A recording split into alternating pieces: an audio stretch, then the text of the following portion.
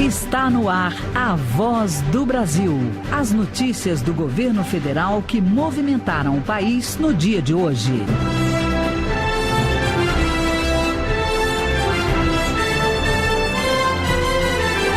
Boa noite.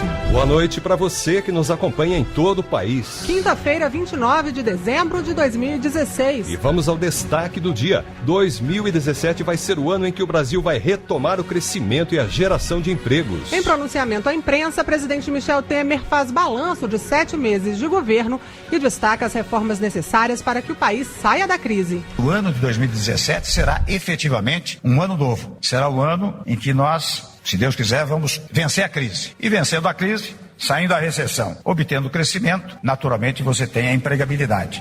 E você também vai ouvir na Voz do Brasil de hoje. Gestão eficiente e transparência. Governo vai eliminar cargos, funções comissionadas e empresas estatais vão ter mais rigor para nomear diretores e abrir licitações. Mais saúde para a população. Mudança de regras vai permitir que novas unidades de pronto atendimento entrem em funcionamento. Hoje na apresentação, Gabriela Mendes e Roberto Camargo. E para assistir a gente ao vivo na internet, basta clicar www.voz.gov.br.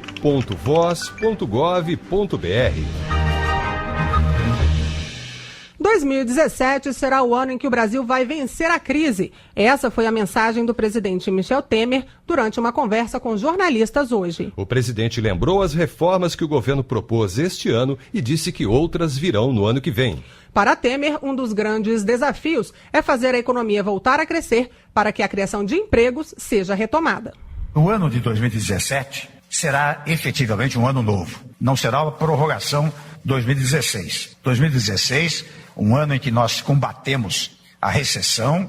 É muito provável que ainda tenhamos que fazê-lo ainda no começo de 2017, mas o ano de 2017 será efetivamente um ano novo. Será o ano em que temos afirmado e reafirmado, em que nós, se Deus quiser, vamos vencer a crise.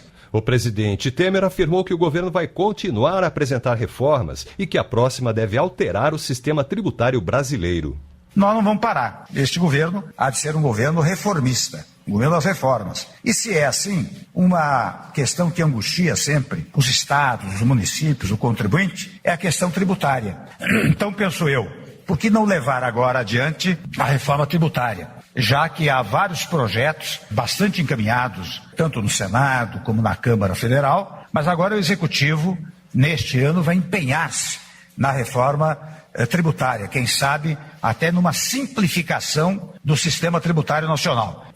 A reforma política também está nos planos para 2017. Temer lembrou que é uma atribuição do Congresso Nacional, mas que o governo quer incentivar e participar desse debate. E para que o ano que vem seja de retomada do crescimento econômico, o governo trabalhou e fez a sua parte em 2016. Na conversa com os jornalistas, o presidente Temer lembrou das ações realizadas nos quase 7 meses do novo governo. Medidas econômicas e sociais, relações com o Congresso Nacional e projeções para o próximo ano foram alguns dos temas abordados pelo presidente Michel Temer. Ele destacou as medidas tomadas pelo governo para aliviar dívidas de pessoas físicas e jurídicas, como a permissão do saque de contas inativas do FGTS e a mudança no sistema de pagamento dos cartões de crédito, com a diminuição dos juros do crédito rotativo. A liberação das contas inativadas do Fundo de Garantia por Tempo de Serviço, que não só permite o aporte de um dinheiro para aqueles que tiveram suas contas paralisadas, digamos assim, como também servirá para movimentar a economia brasileira. Em segundo lugar, eu quero também ressaltar mais uma vez o episódio do cartão de crédito. Vocês sabem que durante muito tempo se criticou enormemente o montante de juros no chamado crédito rotativo, que na verdade era exageradíssimo. E por ser exagerado, é que nós tomamos a providência de também, mediante diálogo, não é? Nós conseguimos a redução no crédito rotativo dos juros do cartão de crédito. Michel Temer afirmou que o diálogo é palavra-chave de sua gestão e que trabalha em parceria com o Legislativo. Segundo ele, o governo conta com 88% de fidelidade da base aliada no Congresso Nacional, o que permitiu a aprovação de projetos importantes, como a emenda constitucional que estabelece um teto para o crescimento dos gastos públicos. O presidente também ressaltou que outras propostas de interesse do Executivo tramitam com rapidez, como a reforma da Previdência, a modernização das leis trabalhistas e as mudanças no ensino médio. Sobre programas sociais, Michel Temer lembrou o aumento de 12,5% no Bolsa Família, a construção de casas do Minha Casa Minha Vida, com o anúncio de novas unidades e os investimentos em mobilidade urbana. E destacou as ações do governo para diminuir os efeitos da seca no Nordeste, em especial o projeto de integração do Rio São Francisco. É claro que transposição não é obra desse governo. Transposição é uma obra que começou há 15 anos atrás. Mas nós envidamos esforços, colocamos verbas e é muito provável que um dos eixos da transposição, que é precisamente o eixo leste, nós possamos inaugurá-lo ainda no mês de fevereiro, março do ano que vem. Além da responsabilidade social, o presidente Michel Temer reafirmou a responsabilidade fiscal de seu governo, que, segundo ele, honrou dívidas tanto no Brasil quanto no cenário internacional. Nós devíamos muito aos organismos internacionais, a ONU, a UEA, a CPLP. Nós conseguimos aprovação de verbas que nos permitiram começar a fazer esses pagamentos. E já estamos, portanto, praticamente quitando essas dívidas ou buscando a sua quitação, de maneira a ter uma boa imagem no cenário internacional. O presidente disse ainda que o emprego no país vai voltar a crescer no ano que vem,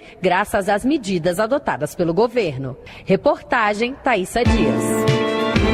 Agora é lei. Foi publicada no Diário Oficial a renegociação da dívida dos estados com a União. A medida faz parte do ajuste fiscal e busca ajudar os governos estaduais a passarem pelo momento de dificuldade financeira. O projeto foi sancionado pelo presidente Michel Temer com alguns vetos, principalmente na parte que cria regras para os estados mais endividados. Temer comentou o assunto hoje. Na prática, a renegociação já estava valendo desde julho, quando os estados suspenderam as parcelas das dívidas com a União, o que se estendeu até este mês de dezembro. A partir de janeiro do ano que vem, o pagamento vai ser retomado de forma gradual por 18 meses. Só em julho de 2018, as parcelas voltam a ter 100% do valor. Para o economista da Escola Nacional de Administração Pública, José Luiz Pagnussá, a renegociação foi positiva para os estados. É um verdadeiro presente de Natal para os estados. Imagine você na sua casa, que comprou uma casa própria e tem um prazo de 10 anos para pagar, e agora o seu credor diz que você tem 30 anos e, além disso, as prestações vão ser reduzidas. O pagamento da dívida dos estados também foi alongado por 20 anos. Mas, para firmarem os novos contratos com o Ministério da Fazenda, os estados terão de se comprometer por 24 meses a adotar um teto para os gastos públicos nos mesmos moldes do que está valendo para o governo federal. O economista da ENAP, José Luiz Pagnussá, explica que contrapartidas terão de ser assumidas pelos estados. Não adianta apenas o governo aliviar os pagamentos que os estados vêm realizando sobre suas dívidas com a União e, de outro lado, não realizar os ajustes necessários para que o equilíbrio fiscal seja permanente. O presidente Michel Temer sancionou o projeto, mas vetou algumas partes, como o programa de recuperação fiscal. Por meio dele, os estados mais endividados, como Rio de Janeiro, Minas Gerais e Rio Grande do Sul, teriam a dívida junto à União suspensa por 3 anos. Em troca, teriam de adotar um ajuste fiscal mais duro, como mudar as previdências estaduais e não conceder aumentos ao funcionalismo. O veto ocorreu porque na Câmara essas contrapartidas foram derrubadas quando o projeto foi aprovado na semana passada. O presidente disse que agora o governo estuda uma alternativa para estes estados. Nós vamos agora negociar com cada estado que esteja em dificuldades, para verificar quais sejam as dificuldades, quais as contrapartidas que podem ser oferecidas e o que poderá a União Federal fazer para socorrer esses estados. E as prefeituras também vão receber um apoio do governo federal. Até esta sexta-feira, dia 30, quase 4,5 bilhões de reais vão ser destinados aos municípios do país. O dinheiro é parte dos recursos obtidos com a repatriação de ativos mantidos no exterior sem declaração à Receita Federal. Reportagem Paulo Lassaldo. Economia para os cofres públicos. Mais de 4.600 cargos e funções comissionadas da administração federal vão ser extintos no ano que vem. E as empresas estatais vão ter que cumprir regras mais rígidas para a nomeação de diretores e licitações. Tudo para uma gestão eficiente e com mais transparência. Os postos vão ser eliminados a partir de janeiro. Segundo o ministro do Planejamento, Desenvolvimento e Gestão, Diogo Oliveira, a economia deve chegar a 240 milhões de reais por ano. A partir dos prazos que estão colocados ali no decreto, esses cargos desaparecem. Eles não poderão mais ser recriados, nem ocupados, nem nada. Eles ficam definitivamente extintos da administração pública. O ministro também apresentou um balanço da reforma administrativa anunciada em outubro. Na ocasião, o governo se comprometeu a destinar 10.462 cargos de livre provimento, que poderiam ser ocupados por qualquer pessoa, a servidores públicos concursados. Segundo o ministro do Planejamento, Diogo Oliveira, mais de 70% dessa meta já foi cumprida. Em outro decreto, o governo regulamentou esta semana a Lei das Estatais, que traz regras mais rígidas para nomeações em cargos de direção e para licitações. A norma vale para todas as empresas públicas vinculadas ao governo federal.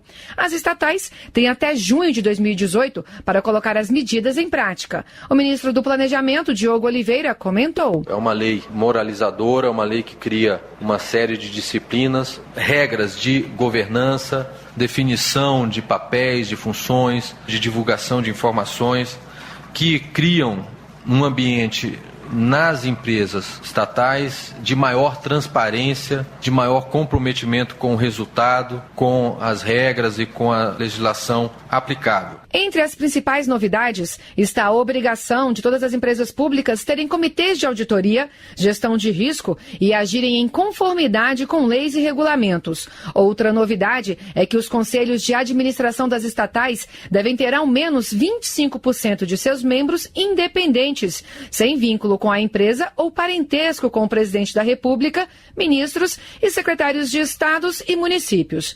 A norma ainda obriga a divulgação de demonstrações financeiras trimestrais, atestadas por auditoria independente. Reportagem Luana Karen. 19h12 no horário brasileiro de verão. O Ministério da Saúde cria novas regras para que mais UPAs, as unidades de pronto atendimento, sejam abertas e possam beneficiar a população. A gente explica como elas vão funcionar daqui a pouco. Viajar de avião nesta época do ano já foi mais complicado no passado. Filas imensas nos aeroportos, atraso nas decolagens. Gabriela, mas com a operação fim de ano nos terminais de maior movimento no país, quase 90% dos voos estão saindo no horário e os passageiros estão satisfeitos. Aeroporto cheio neste fim de ano.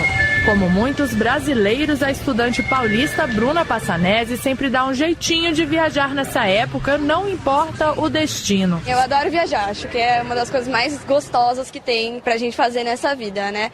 E na minha família, todo mundo mora num canto, então acaba que a gente sempre tá viajando nessa época de fim de ano. Bruna viajou a Brasília para visitar a mãe. A irmã Beatriz veio junto e disse que, além de se reunirem para o Natal, elas aproveitaram o clima de verão da capital federal. São Paulo o tempo estava muito feio e aqui está um sol bem gostoso, então foi bom. Para garantir o conforto dos viajantes nesta época de maior movimento nos aeroportos, a Agência Nacional de Aviação Civil realiza a Operação Fim de Ano, com reforço nos serviços durante 26 dias em 15 terminais, entre eles os de Guarulhos e Congonhas, em São Paulo, Galeão e Santos Dumont, no Rio de Janeiro, e o de Brasília. Segundo a estimativa da Secretaria de Aviação Civil, mais de 4 milhões de passageiros passaram por esses aeroportos na primeira semana da operação. E o índice de pontualidade nos voos foi de 86%. Além disso, o nível de satisfação dos usuários alcançou 4,28 pontos, em uma escala que vai de 1 a 5.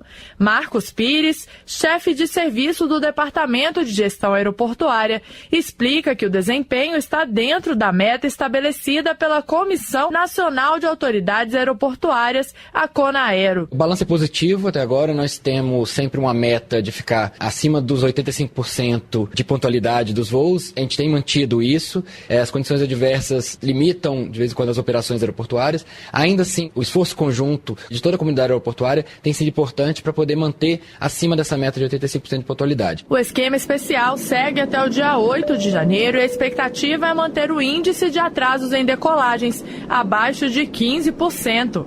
Até o dia 8 de janeiro são esperados mais de 13 milhões de passageiros em voos domésticos e internacionais nos 15 aeroportos atendidos pela Operação Fim de Ano.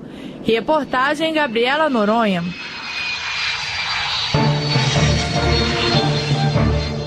O número de pessoas ocupadas se manteve estável de setembro a novembro em relação aos 3 meses anteriores. Ao todo, 90 milhões e 200 mil pessoas estão trabalhando no país. Os dados são da PNAD, a Pesquisa Nacional por Amostra de Domicílios, divulgada hoje pelo IBGE. As contratações temporárias de fim de ano ajudaram nos resultados, como comenta o coordenador de trabalho e rendimento do IBGE, Simar Azevedo. O mercado de trabalho parece ter dado uma trégua no processo de dispensa de pessoas trabalhando, mostrando que a população ocupada está estável em relação ao trimestre passado. A população desocupada também se mostra estável. Essa estabilidade, tanto no processo de dispensa de trabalhadores, quanto na desocupação, ela é consequência principalmente do período sazonal. Nesse período do ano, do final de ano, é comum a contratação de trabalhadores temporários. Além disso, o número de vagas de emprego fechadas em novembro deste ano foi menor do que em novembro de 2015. A informação é do CAGED, o Cadastro Geral de Empregados e Desempregados, divulgado hoje pelo Ministério do Trabalho. O setor de comércio teve o melhor desempenho em novembro, com aumento de quase 60 mil vagas. No total, 116 mil vagas foram fechadas em novembro em todo o país. Foram 1 milhão e 100 mil contratações contra 1 milhão e 200 mil demissões. Brasileiros que enviarem dinheiro ou que possuem contas bancárias em outros países vão ter as movimentações financeiras informadas pelas autoridades estrangeiras à Receita Federal aqui do Brasil a partir do ano que vem. Isso faz parte de um acordo internacional que o Brasil e outros 100 países fizeram para receber e trocar essas informações. A ideia é diminuir a sonegação de impostos. O Brasil e mais 100 países vão compartilhar as informações sobre movimentações financeiras de estrangeiros. Isso vai ajudar, por exemplo, a saber de um brasileiro que tem conta bancária em outro país e quanto está enviando para lá. A Receita Federal criou regras para permitir o recebimento e a troca de informações, que já começa agora em 2017. Os estrangeiros que não moram no Brasil, mas que movimentam dinheiro por aqui, vão ter suas movimentações financeiras informadas ao seu país. É o que afirma o subsecretário de Fiscalização substituto da Receita Federal, Francisco de Assis de Oliveira Júnior. Esses recursos que são movimentados por esses não residentes, eles serão marcados em suas contas correntes e no momento de recebimento da e-financeira, que é uma obrigação que já existe, essas informações serão prestadas automaticamente para os países de origem desses contribuintes. Da mesma forma, os brasileiros que movimentarem dinheiro em um dos 100 países que fazem parte do acordo também vão ter suas movimentações financeiras informadas ao Brasil. No futuro, o país pode diminuir os valores valores não declarados.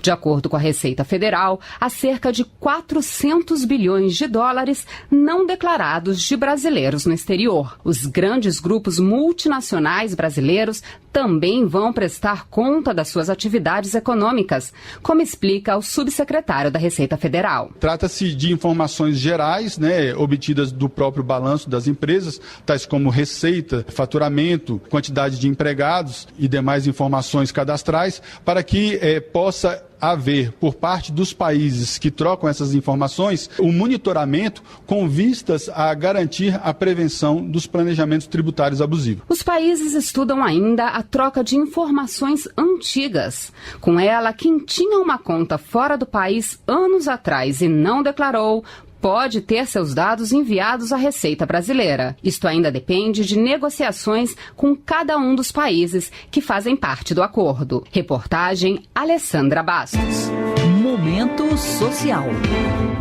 Para uma pessoa ter acesso aos vários programas sociais do governo federal, primeiro é necessário se inscrever no Cadastro Único. E um desses programas é o BPC, o Benefício de Prestação Continuada. Nele, idosos e pessoas com deficiência de baixa renda têm direito a receber um salário mínimo por mês do governo. Pois é, Roberto, a diarista Sandra Oliveira, que mora em São Paulo, é uma das milhares de pessoas que fazem parte do Cadastro Único. Ela é beneficiária do Bolsa Família e o dinheiro que recebe do programa ajuda no sustento da casa e dos 2 filhos. A Sandra quer saber se quem recebe o Bolsa Família tem direito a receber outro benefício como o BPC ao mesmo tempo. O ministro do Desenvolvimento Social e Agrário, Osmar Terra, é quem explica para ela no Momento Social de hoje. Meu nome é Sandra, moro em São Paulo e gostaria de saber se quem recebe BPC tem direito a receber Bolsa Família. O benefício de prestação continuada, ele é para aquelas pessoas que têm deficiência física, deficiência mental, necessidades especiais e para as pessoas idosas que acima de 65 anos não têm renda nem têm aposentadoria. Se elas estiverem em famílias que, somando o valor do BPC com o valor da renda daquela família, não ultrapassar os valores que o Bolsa Família prevê, ela pode receber sim o BPC. Se ultrapassar, aí é uma questão de opção. O que o Bolsa Família faz é uma complementação de renda. O Bolsa Família não é ele em si uma renda específica fixa, Ele é uma complementação de renda. Então, se mesmo recebendo o BPC, aquela família tiver uma renda muito baixa, ela vai receber o Bolsa Família. Se não tiver, não recebe. Só lembrando que se uma família quer ter acesso aos programas sociais do governo, mas ainda não está inscrita no Cadastro Único, é só procurar o CRAS, Centro de Referência de Assistência Social, no seu município. E se você também tem alguma pergunta sobre ações e programas sociais do governo, manda pra gente. Pode ser por e-mail no endereço voz@ebc.com.br. Tem também o nosso Facebook, anote aí, facebook.com/Bolsa Família. A sua pergunta vai ser respondida aqui na Voz do Brasil, sempre na quinta-feira. Participe! Agora são 19h22 pelo horário brasileiro de verão. Serviços médicos de urgência e emergência devem ser ampliados em todo o país com a entrada em funcionamento de novas UPAs, as unidades de pronto atendimento. Isso mesmo, Roberto. Novas regras anunciadas hoje vão tornar mais fácil para as prefeituras a formação das equipes de médicos que vão atender a população nessas unidades, que funcionam 24 horas por dia. A partir de agora, os municípios que têm UPAs, unidades de pronto atendimento inacabadas ou prontas, mas sem funcionamento, vão ter mais facilidade para montar as equipes médicas e começar a atender a população. De acordo com o Ministério da Saúde, hoje no Brasil, 165 unidades estão prontas, mas sem atendimento, e outras 275 ainda estão em obras.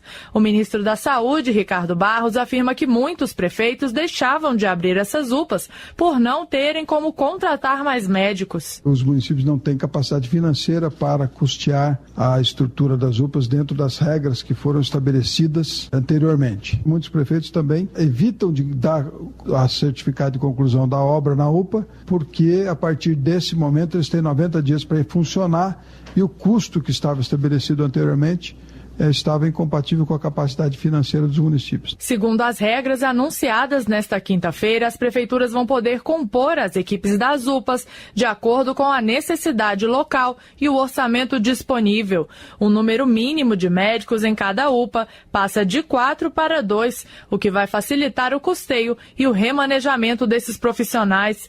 E o prefeito pode alterar essa estrutura a qualquer momento, como explica o ministro da Saúde, Ricardo Barros. O prefeito pode alterar o funcionamento a qualquer tempo, comunica o Ministério e nós alteramos também nossa participação de custeio. As unidades de pronto atendimento funcionam 24 horas por dia, 7 dias por semana, para resolver grande parte dos casos de urgência e emergência.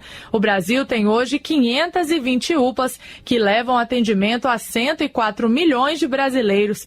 A expectativa do governo federal é aumentar essa capacidade para 960 unidades em funcionamento. Reportagem Gabriela Noronha.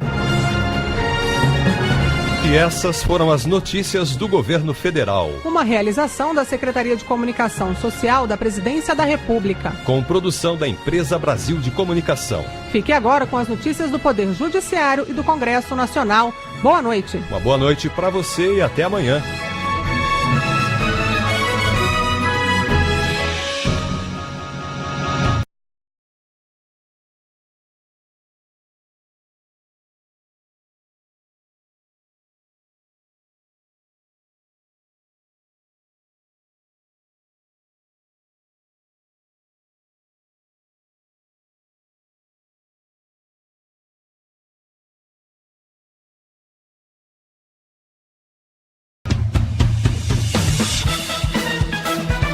Você vai ouvir agora notícias do Poder Judiciário. Supremo Tribunal Federal mantém processos no Tribunal de Contas da União contra o Sistema S em Minas Gerais por superfaturamento em contratos sem licitação. Trabalhador vítima de racismo deve receber mais de R$6 mil de indenização. Mantida a prisão de empresário suspeito de desviar dinheiro público de transporte escolar no Ceará. Agora em Brasília, 7h25. Boa noite, eu sou Johnny Luna. E eu sou o Arthur Filho. Supremo Tribunal Federal mantém investigação no Tribunal de Contas da União contra o SESC e o SENAC de Minas Gerais. De acordo com os processos em curso, houve a contratação de serviços e a aquisição de imóveis sem licitação por preços superfaturados. Ricardo Viula. A decisão do ministro Dias Toffoli rejeitou um mandado de segurança da Federação do Comércio do Estado, que alegava ter sofrido cerceamento de defesa após o TCU negar um pedido da entidade para acessar o conteúdo das denúncias. Além disso, foi defendido que o Tribunal de Contas da União não possuiria competência legal para julgar supostas irregularidades no chamado Sistema S. Mas na decisão, Toffoli concluiu que não houve prejuízo ao exercício dos princípios constitucionais do contraditório e da ampla defesa, pois, segundo o relator do caso, os processos estão apenas em fase inicial de tramitação para verificar a consistência das denúncias. Ainda de acordo com o ministro, o STF já decidiu que os recursos recebidos pelo Sistema S estão sujeitos ao controle externo do TCU, mesmo com a autonomia administrativa garantida a essas entidades pela Constituição Federal.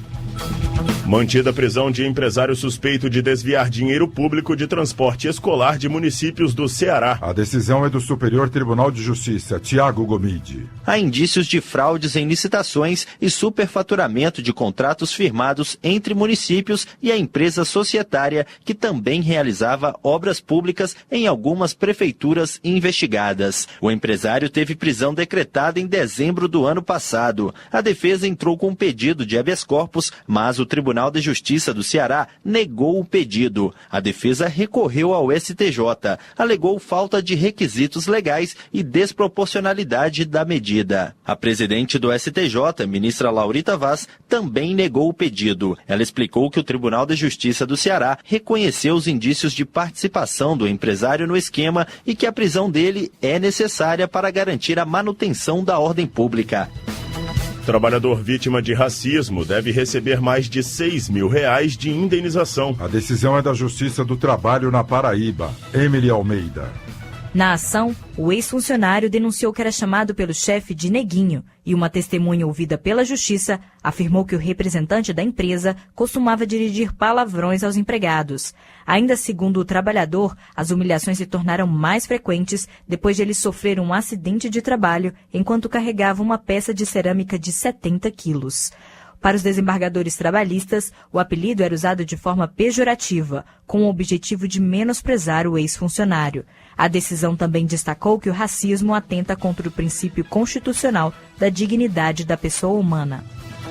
Parmalat é condenada a pagar mais de R$200 mil de indenização por adicionar soda cáustica e água oxigenada ao leite. A decisão é do Tribunal de Justiça de Minas Gerais, que vem após uma decisão do Ministério Público Estadual. A Justiça Mineira de primeira instância havia condenado a empresa a pagar R$500 mil por danos morais coletivos. Mas, em segunda instância, os desembargadores descontaram da indenização o valor acertado anteriormente em um termo de ajustamento de conduta entre a Parmalat e o Ministério Público. De acordo com os magistrados, a punição da empresa busca garantir a qualidade e a segurança dos produtos.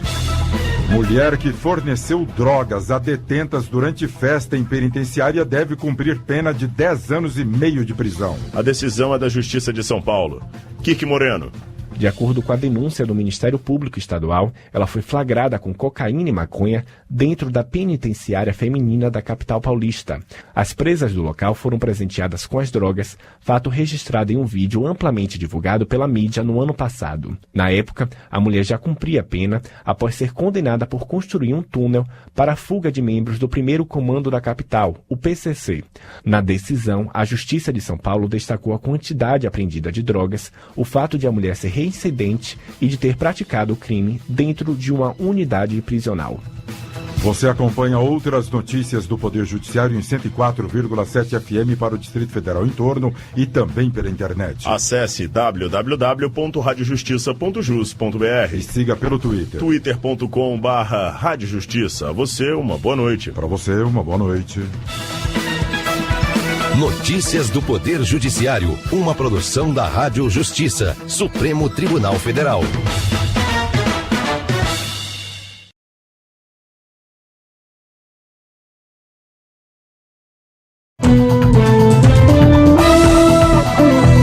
Está no ar, o Jornal do Senado. Lojas já podem dar desconto a quem paga à vista em vez de usar o cartão de crédito. Senado aprovou esse desconto em 2014, mas o projeto não foi votado pela Câmara. Senadores estudam proposta que obriga bancos a oferecer contrato em braille para deficientes visuais. Reforma moderniza o ensino médio, afirma José Medeiros. Estes são os destaques de hoje do Jornal do Senado, que começa agora. Boa noite. Boa noite. As lojas já podem dar desconto para quem paga à vista em vez de usar o cartão de crédito. O desconto previsto em medida provisória editada esta semana já havia sido aprovado pelos senadores em 2014, mas o projeto não foi votado pela Câmara. Mais informações com a repórter Marcela Cunha. A medida provisória 764 anula qualquer cláusula contratual que proíba ou restrinja a diferenciação de preços conforme o meio de pagamento utilizado pelo comprador. Dessa forma, o valor de um produto poderá ficar mais barato para quem pagar à vista ou no dinheiro. A medida faz parte do pacote do governo para reaquecer a economia. O senador Roberto Requião, do PMDB do Paraná, defendeu a mudança e disse que os descontos pelo pagamento em dinheiro se justificam porque eliminam o custo das taxas cobradas dos lojistas pelas operadoras de cartão. O cartão de crédito cobra do estabelecimento comercial cerca de 3%. Sobre esses 3% incide PIS, PASEP, ICMS e Imposto de Renda. Então, nos grandes estabelecimentos que pagam uma média de 3%, nós teríamos um acréscimo entre 6%, 7% e 8%. Nós estamos inflacionando o preço das mercadorias. Eu estou querendo a liberdade da negociação. Em 2014, uma proposta de mesmo teor foi aprovada pelo Senado, de autoria do senador Requião. Ele criticou a demora na análise do projeto, que seguiu para a Câmara dos Deputados. Nós conseguimos, depois de uma luta dura no plenário do Senado Federal, aprovar um projeto que acabava com a obrigatoriedade de comerciantes não poderem dar desconto para quem pagar à vista. Mas foi devidamente engavetado na Câmara Federal, desapareceu o projeto. Na época, parlamentares contrários à medida disseram temer que os produtos sofressem um aumento no preço para compensar os descontos concedidos a quem pagar em dinheiro. Segundo o Banco Central, em 2015, 19% dos pagamentos foram feitos no cartão de crédito, enquanto 22% foram no cartão de débito e 3,5% no cheque. Projeto em estudo no Senado obriga bancos e demais instituições financeiras a oferecer contratos em braille para os clientes cegos ou que têm deficiência visual. A lei atual não prevê esse tipo de obrigação e uma associação de cegos no Rio de Janeiro já entrou na Justiça para garantir transparência na relação de consumo, alegando que informação é um direito básico do consumidor. A relatora da proposta, a senadora Lédice da Mata, do PSB da Bahia, explica ser importante que os deficientes visuais recebam dos bancos os documentos em braille para que tenham mais autonomia. Assim, não vão depender de alguém que leia e explique o contrato para eles. E isso tem uma grande importância para a luta pela inclusão no Brasil das pessoas com algum tipo de deficiência, no caso, com a cegueira. Tudo que disser respeito à contratação entre pessoa cega ou com grave dificuldade visual, deveria ter a possibilidade do contrato em braille para assegurar que essa pessoa tenha capacidade de decisão e autonomia na sua decisão.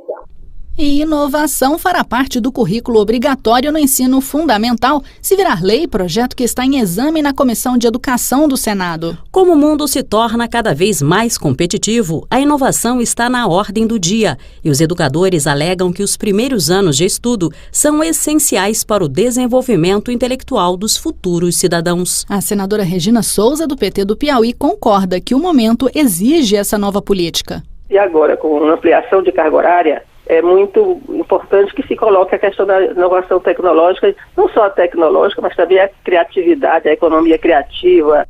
O que você acha desses projetos? Ligue para a Rádio Senado e deixe sua crítica, opinião ou sugestão pelo telefone 0800 61 22 11. Participe! A ligação é gratuita.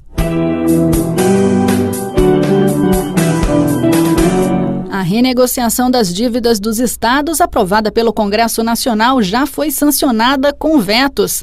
É que o governo não aceitou fazer a renegociação sem exigir contrapartidas dos estados. Para o relator da Lei de Diretrizes Orçamentárias, senador Wellington Fagundes, as obrigações dos estados, municípios e também da União devem ser reconstruídas com base no diálogo. Detalhes com a repórter Paula Groba. Sem as contrapartidas definidas pelo governo para autorizar a renegociação de dívidas e a recuperação fiscal por parte dos estados, o presidente Michel Temer decidiu vetar parcialmente a proposta que prevê a renegociação da dívida dos entes federados. Com isso, os estados em situação calamitosa ficam sem o benefício extra de suspender por até 3 anos o pagamento de financiamentos com o Tesouro Nacional.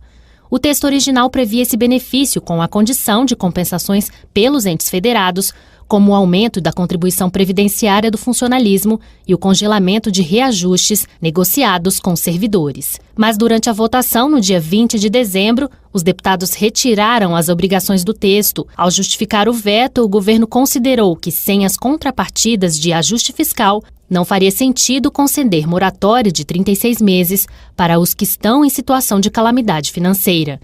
Na avaliação do relator da Lei de Diretrizes Orçamentárias, senador Wellington Fagundes, do PR de Mato Grosso, a situação emergencial de estados e municípios chegou a esse ponto por falta de gestão dos recursos públicos e concentração das verbas com a União. A União não pode tudo, então nós temos que buscar, através do diálogo, a melhor forma de encontrar o meio termo, ou seja, precisamos modernizar a nossa legislação tributária. O maior problema do Brasil não é nem falta de recursos, é falta de planejamento e de gestão competente. A intenção do governo federal agora é renegociar com governadores e a base aliada uma saída para a reinclusão das contrapartidas.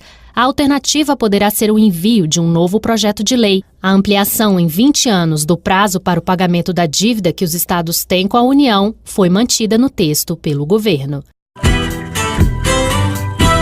O senador Deca, do PSDB da Paraíba, afirmou que o limite de gastos proposto pelo governo e aprovado este mês pelo Congresso é uma medida necessária. Ele disse que o Brasil precisa sair da crise, mas não existem fórmulas mágicas para o país equilibrar suas contas e resgatar o nível de atividade econômica. Para o senador Deca, a solução para os problemas econômicos exige pés no chão e sacrifício de todos, porque o Brasil não pode gastar mais do que arrecada. Não enxergaremos a luz no fundo do túnel sem sacrifício, sem buscar dentro de cada um o espírito de patriotismo e brasileirismo. Já entendemos a gravidade da situação, vamos agora combatê-la. O senador José Medeiros, do PSD de Mato Grosso, questiona se os estudantes estão recebendo ou não informações corretas sobre a proposta do governo Temer de reforma do ensino médio. A proposta já foi aprovada pela Câmara dos Deputados e será examinada pelo Senado a partir de fevereiro. Entre as mudanças estão o aumento gradual da carga horária do ensino médio e liberdade para o aluno escolher as disciplinas em que deseja se aprofundar. Aos que reclamam do fato de as mudanças terem sido propostas por medida provisória, porque isso não permite uma ampla discussão sobre o assunto, José Medeiros afirmou que, em verdade, a reforma do ensino médio vem sendo debatida há 20 anos. O que está se propondo agora é a modernização. Eu pergunto, será que os estudantes estão recebendo as informações corretas? Qual aluno que poderia ser contra a gente modernizar nosso sistema de ensino? Mas eu estou vendo que o debate está sendo contaminado por outras coisas que não dizem respeito à vontade de termos um sistema de ensino padrão internacional. E o senador José Aníbal, do PSDB de São Paulo, acredita que o limite aos gastos públicos e a reforma do ensino médio são temas que decidirão o futuro no Brasil. De acordo com o senador, as reformas são inevitáveis e necessárias para o país superar problemas como o aumento da dívida pública e do desemprego. O Brasil perdeu toda a credibilidade do ponto de vista do investidor. O poder público, o governo, não tem capacidade nenhuma de investimento, exaurido pela quebradeira que eles promoveram. Então, é preciso atrair confiança, credibilidade. Jornal do Senado. Apresentação Marluce Ribeiro e Raquel Teixeira. Áudio Eliseu Caires. O Jornal do Senado fica por aqui. Acompanhe agora as notícias da Câmara dos Deputados. Boa noite. Boa noite, até amanhã.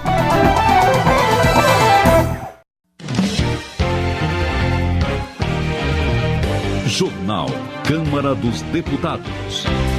Câmara aprova a notificação obrigatória de acidentes com crianças. Parlamentares comentam consequências da estiagem na agricultura. Deputados apontam caminhos para o país gerar mais emprego e renda. Boa noite. Um dos temas mais controversos debatidos na Câmara é a reforma tributária. Renzo Braz, do PP de Minas Gerais, acredita que a discussão é importante e chegou a hora de o Congresso acelerar o debate e chegar a um acordo sobre o tema. Para ele, a reforma tributária é um dos principais caminhos para o Brasil acelerar seu crescimento. Essa reforma pretende também eliminar as barreiras fiscais para uma produção mais eficiente e menos custosa, reduzindo a carga de tributos que incidem tanto para os produtores quanto para os consumidores, estimulando a formalização e permitindo um desenvolvimento mais equilibrado de estados e municípios. Renzo Braz informa que o desequilíbrio tributário força os governos estaduais a estabelecer benefícios fiscais sem nenhum controle do poder público. Segundo ele, o atual sistema tributário provoca guerra fiscal e gera insegurança para os investidores. Está em análise na Câmara dos Deputados o marco regulatório dos jogos, que legaliza e regulamenta atividades como os cassinos, o jogo do bicho e os bingos no país. Favorável à legalização, José Ayrton Cirilo, do PT do Ceará, argumenta que mesmo proibida, a atividade continua existindo clandestinamente. Eu entendo que essa é uma atividade que precisa ser regulamentada porque ela tem um amplo alcance social, porque são pessoas que vêm trabalhando, filhos, netos, que exercem essa atividade de forma correta, de forma honesta e que precisa ser inserido no mercado de trabalho de forma regular. Essa é uma das minhas convicções. Segundo, nós precisamos entender que esse projeto ele tem um amplo impacto, não só socioeconômico, mas, sobretudo, ele vai gerar muito emprego e renda para a população. Para José Ayrton Cirilo, o Brasil está na contramão de outros países. Ele cita Estados Unidos, Itália e Portugal, onde a atividade gera renda e emprego. Já está em vigor a emenda constitucional que limita por 20 anos os gastos públicos. Luciana Santos, do PCdoB de Pernambuco, lamenta a aprovação da nova norma que, segundo ela, além de prejudicar a saúde e a educação, é inconstitucional. Nós sabemos que a Constituição de 88 obrigou que estados e municípios e União tivessem que ter um limite mínimo de investimentos nessas áreas. Com a PEC do teto, que congela por 20 anos, você então rasga a Constituição brasileira, né? Você compromete vários marcos legais, como, por exemplo, os 75% dos royalties do pré-sal para a educação, 25% para a saúde, a política do salário mínimo, que foi um ganho extraordinário de distribuição de renda para o povo brasileiro. Então, tudo isso desaparece da cena para poder a gente ter um ajuste que só vai para cima dos que mais precisam do Estado brasileiro. Além disso, Luciana Santos ressalta que 60% da população brasileira se manifestou contrária à aprovação da emenda constitucional. A deputada pede que a população pressione os 3 poderes da nação para revogar a norma. Como relator da CPI dos fundos de pensão, Sérgio Souza, do PMDB do Paraná, avalia como positivo o trabalho do colegiado, que investigou a corrupção dos fundos de pensão da Caixa Econômica, do Banco do Brasil, da Petrobras e dos Correios. Segundo ele, a investigação mostrou que havia mais de 150 bilhões de reais em déficit nos últimos 5 anos, o que levou a cerca de 350 indiciamentos. Sérgio Souza ressalta que o trabalho do colegiado teve desdobramentos. Após o seu término, nós elaboramos uma proposta legislativa que tramita em regime de urgência na Câmara dos Deputados, já está em fase de conclusão, e também encaminhamos uma cópia do relatório ao Ministério Público, que por sua vez formou uma força-tarefa de procuradores e gerando inclusive uma força-tarefa da Polícia Federal, uma daquelas conhecida por todos e assistidas, a Greenfield, aonde bloqueou quase 8 bilhões de reais daqueles que tinham corrompido, surrupiado, roubado os fundos de pensão. Ao analisar o funcionalismo público, Renato Molen, do PP do Rio Grande do Sul, considera o setor ineficiente. Ele conta que em muitas repartições públicas, o cidadão não é bem atendido e não consegue resolver seu problema. O funcionário público, ele tem uma importância muito grande para atendimento às pessoas, seja na saúde, seja na educação, seja em outros ramos que o funcionário se desloca para as repartições e precisa um retorno. E isso muitas vezes não acontece como deveria. Ele é mandado de um lugar para outro, a burocracia é demais, não existe retorno nenhum, tu liga para uma repartição, tu não recebe, praticamente nunca consegue falar com alguém. Então o funcionário público hoje ele está deixando a desejar. Renato Molen diz ainda que é preciso que os funcionários se conscientizem sobre suas responsabilidades e seus deveres como servidores do povo. Previdência. A Comissão de Constituição e Justiça e de Cidadania da Câmara dos Deputados aprovou a admissibilidade da proposta de reforma da Previdência. Marcos Rogério, do Democrata de Rondônia, é favorável às mudanças. No entanto, ele defende uma ampla discussão com a sociedade antes que a reforma seja votada em plenário. Nós não podemos aceitar que o governo mande uma proposta para o Congresso Nacional e queira votar ela de forma assodada, sem a devida análise, sem o aprofundamento da matéria. É preciso conhecer profundamente a proposta que foi encaminhada ao Congresso Nacional para depois votá-la. Então eu sou a favor da reforma da Previdência, mas acho que nós não podemos correr o risco de aprovar algo sem realmente um debate mais profundo, sem um diálogo mais sincero com a sociedade brasileira. Na opinião de Marcos Rogério, não se pode desconsiderar as garantias fundamentais que estão previstas na Constituição Federal, nem colocar categorias do mesmo segmento em situações distintas. Desenvolvimento Regional. Cerca de 430 milhões de reais serão investidos para a retomada das obras da ferrovia transnordestina. Ao comemorar a notícia, Zeca Cavalcante, do PTB de Pernambuco, ressalta que a obra vai gerar desenvolvimento e benefícios imediatos para a região. Os benefícios é de imediato, cerca de 5 mil empregos ser gerados naquela região. Portanto, a gente vê que vai gerar renda, riquezas para aquele povo, mas acima de tudo também, de imediato, gerar o trabalho, gerar o emprego na ordem de quase 5 mil empregos. Zeca Cavalcante ressalta que o repasse é para a construção de 1.728 quilômetros de ferrovia interligando os estados do Piauí, Ceará e Pernambuco. Para o deputado, a obra vai beneficiar todos os setores que dependem da infraestrutura de logística no Nordeste. Diego Andrade, do PSD de Minas Gerais, informa que o metrô de Belo Horizonte vai ganhar um sistema com câmeras de vídeo que permitirá que os trens dobrem sua capacidade atual de 4 vagões para 8. Como integrante da Comissão de Viação e Transporte,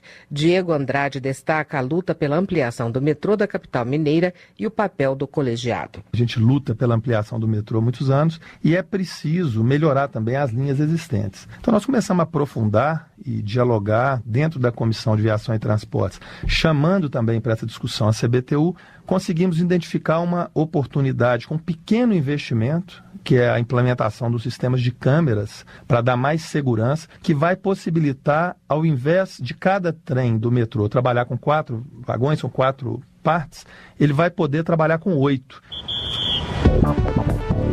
Transportes. Para evitar tragédias como a ocorrida em dezembro com o avião que transportava a delegação da Chapecoense, missionário José Olímpio, do Democrata de São Paulo, defende que as empresas aéreas sejam obrigadas a apresentar o plano de voo. No acidente com o time de futebol, o plano de voo da empresa continha uma série de contradições. Missionário José Olímpio afirma que tem trabalhado para que a população tenha mais segurança ao viajar de avião. Nós, na Câmara Federal, estamos trabalhando com requerimento e também com trabalho grande numa comissão geral para que as empresas, e a própria ANAC, ela venha fazer uma publicação até para trazer umas medidas de segurança para a nossa população, que tenha nessas medidas de segurança de como a agência se posiciona frente às companhias aéreas e adota as providências para que esses planos de voo seja publicado antes. Agricultura. Ao comentar a medida provisória que renegocia a dívida dos produtores rurais, Zé Silva, do Solidariedade de Minas Gerais, observa que nas últimas 4 safras, ou por falta ou por excesso de chuva, os agricultores tiveram problemas e não conseguiram quitar seus débitos. Zé Silva ressalta que diversas ações foram realizadas na Câmara dos Deputados, no sentido de ajudar os produtores rurais. Ele comenta a medida provisória de renegociação da dívida dos agricultores. Desde 2015, nós começamos um movimento aqui no Congresso Nacional e levamos várias propostas para o governo federal. A medida provisória sendo aprovada, os produtores rurais poderão ter um desconto de até 95% da sua dívida. Quanto mais antiga a dívida e quanto menor o valor, maior é o desconto. E queria também destacar que aqui eu apresentei uma emenda a essa medida provisória e foi aprovada essa emenda no plenário da Câmara dos Deputados e o presidente sancionou, que também beneficia o crédito fundiário e especialmente o Banco da Terra. Recentes pesquisas revelam que a prolongada estiagem, aliada aos elevados preços dos insumos, tem causado prejuízos aos produtores de leite. Para tentar amenizar o estrago, Misael Varela, do Democrata de Minas Gerais, propõe que o governo ofereça meios que garantam a sobrevivência dos produtores. Apesar da ligeira melhora em relação aos 2 últimos anos, a produção de leite carece de maior atenção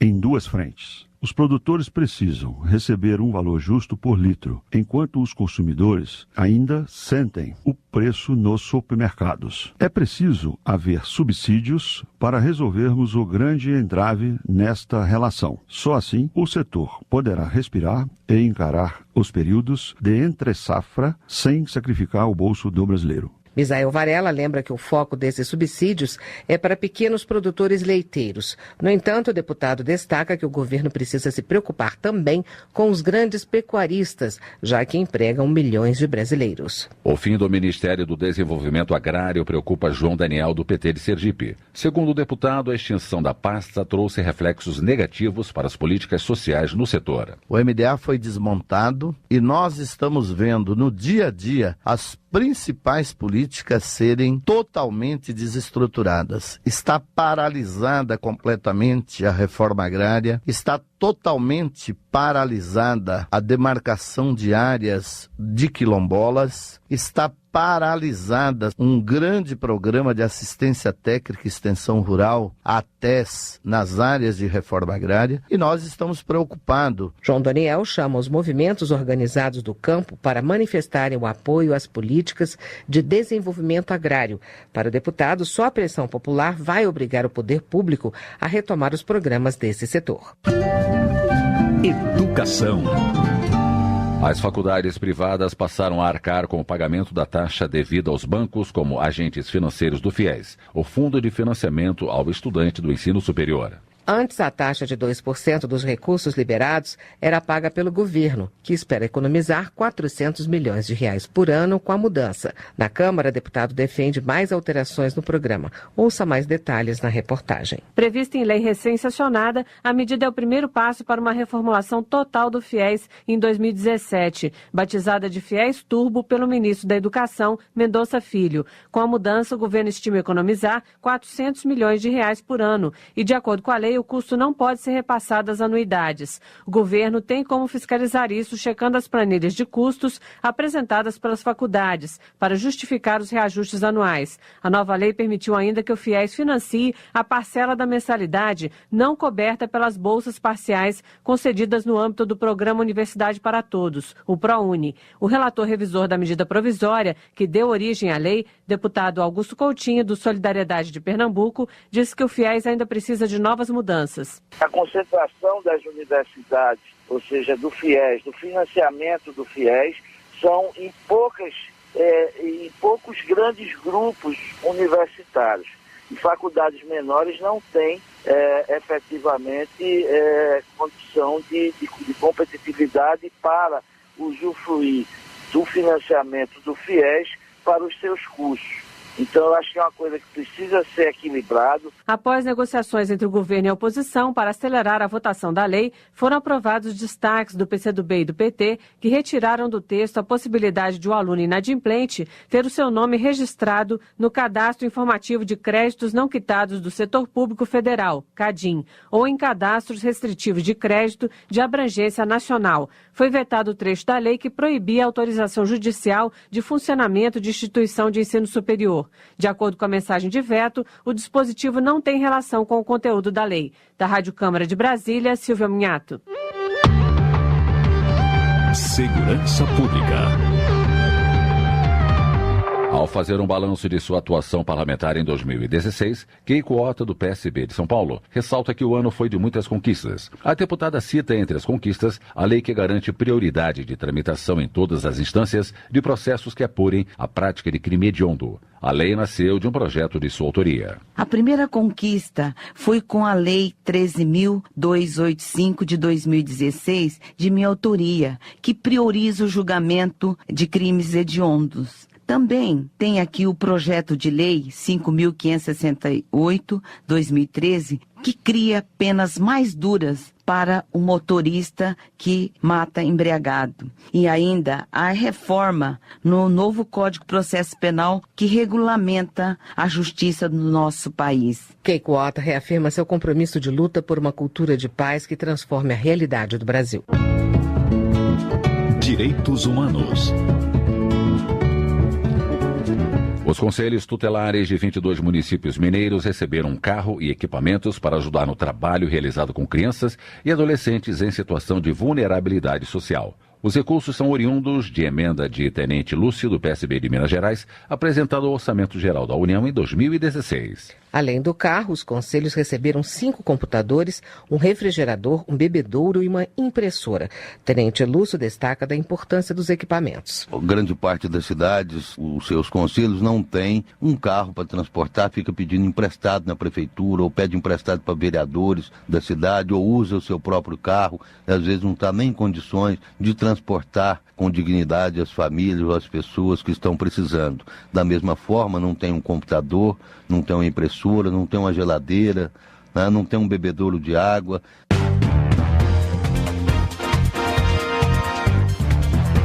Câmara aprova a notificação obrigatória de acidentes com crianças atendidas nas redes hospitalares pública e privada. A medida consta de proposta do deputado Eduardo Barbosa, do PSDB Mineiro, já aprovada conclusivamente em todas as comissões de mérito da Câmara. Acompanhe a reportagem. De acordo com o texto, os estabelecimentos de saúde devem notificar ao poder público os casos de acidentes que causem mortes ou hospitalização de crianças entre 0 e 14 anos. Relator da proposta na Comissão de Constituição e Justiça, o deputado Betinho Gomes, do PSDB de Pernambuco, explica que as notificações vão alimentar um cadastro com dados epidemiológicos para a definição de políticas públicas de prevenção a cargo do Ministério da Saúde. Essa notificação é essencial porque nós podemos, primeiro, estabelecer uma estratégia de prevenção. Há números divulgados pelo DataSUS que nós temos mais de 5 mil crianças que morreram no ano 2008 e 110 mil hospitalizadas que foram vítimas de acidente de trânsito, afogamento, quedas, queimaduras, enfim. E tudo isso muitas vezes por conta da falta de orientação, de informação, de uma ação preventiva por parte do poder público ou das famílias. Além de salvar vidas, Betinho Gomes acredita que a medida vai reduzir os riscos de sequelas de acidentes nas crianças,